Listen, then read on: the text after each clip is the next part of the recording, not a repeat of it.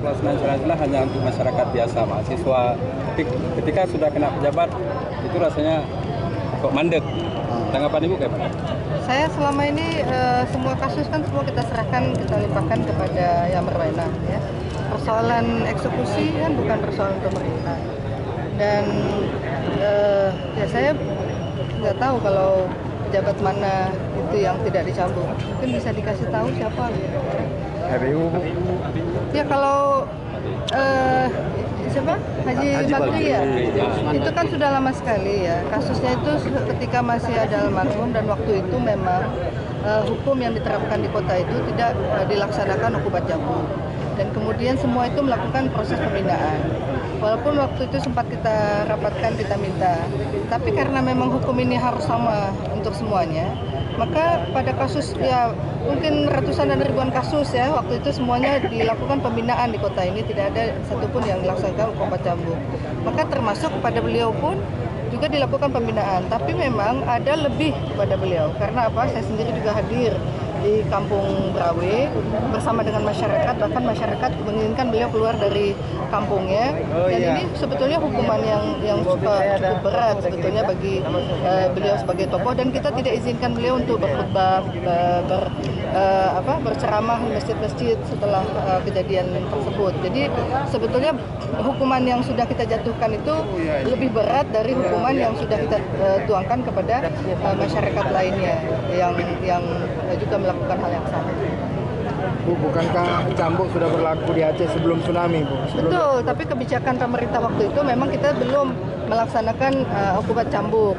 Waktu itu pernah dilakukan, kemudian dari hasil kesimpulan rapat kita bersama Muspida, dan ini bentuk pembinaan dulu di Kota Banda Aceh, karena memang waktu itu pemilihan wali kota secara langsung oleh masyarakat kan baru dilaksanakan.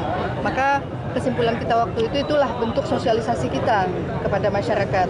Dan saat ini ya sudah waktunya kita melakukan itu secara eksekusi, dan apa yang dilihat hari ini ya ini terus kita laksanakan di kota. Tuntutan warga Kota Banda Aceh terutama melalui media sosial untuk. Tapi kan itu masalahnya, kasus itu kan tidak dimasukkan kepada Mahkamah Syariah, tidak dilimpahkan kepada kejaksaan, dan ini kan tidak melakukan proses hukum. Ini kan nggak bisa langsung begitu dia bersalah bisa dicambuk, rajam saja. Kalau nggak ada saksi, 4 saksi dan sebagainya tidak terpenuhi, itu juga tidak bisa dilakukan.